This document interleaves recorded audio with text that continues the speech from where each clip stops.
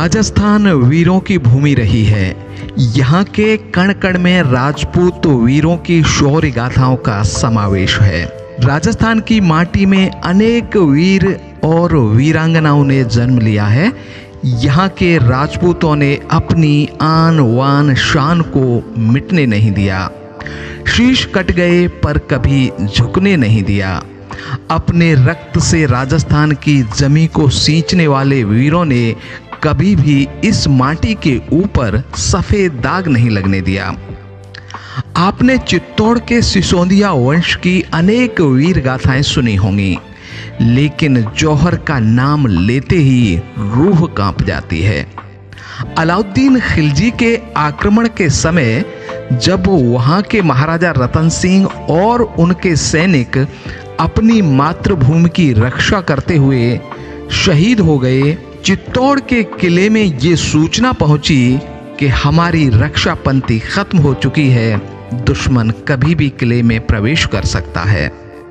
तब वहां की ललनाओं ने महारानी पद्मावती के साथ अग्नि में प्रवेश कर अपनी जान देकर राजपूतों के इतिहास में एक नई कहानी लिख दी। यहाँ के वीरों ने जीते जी दुश्मन को अपनी मातृभूमि पर कदम नहीं रखने दिया। वहीं यहाँ की वीरांगनाओं ने अपने शरीर को दुश्मन को छूना तो दूर कभी देखने तक नहीं दिया। जैसलमेर की भूमि भी इतिहास रचने में कहाँ पीछे रही है और रहती भी कैसे। ये वही भूमि है जहाँ पर चित्तौड़ में जौहर करने वाली महारानी का जन्म हुआ था। जी हाँ दोस्तों, महारानी पद्मावती जैसलमेर की ही राजकुमारी थी। जैसलमेर में चित्तौड़ के जौहर से भी ज्यादा दर्दनाक साके हुए हैं। दोस्तों, जौहर और साके में क्या अंतर है, हम ये जान लेते हैं।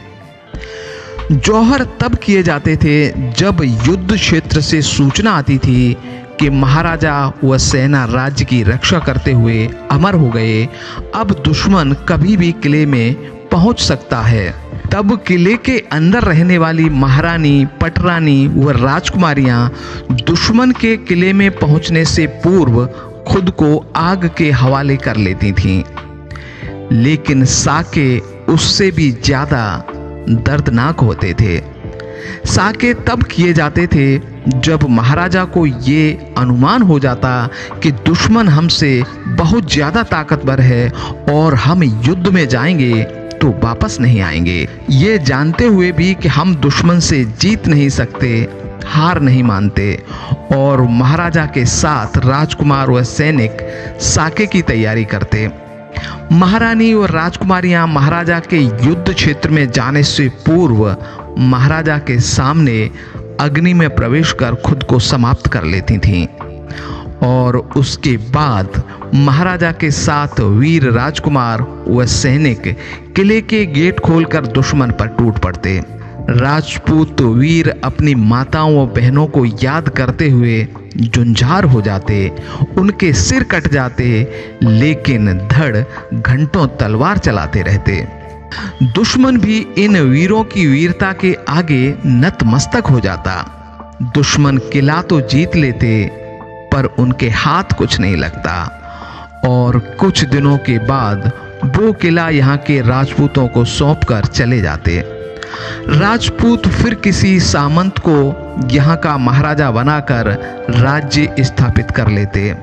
फिर कोई आक्रमण होता तो फिर साके किए जाते और एक बार फिर राजवंश समाप्त हो जाता।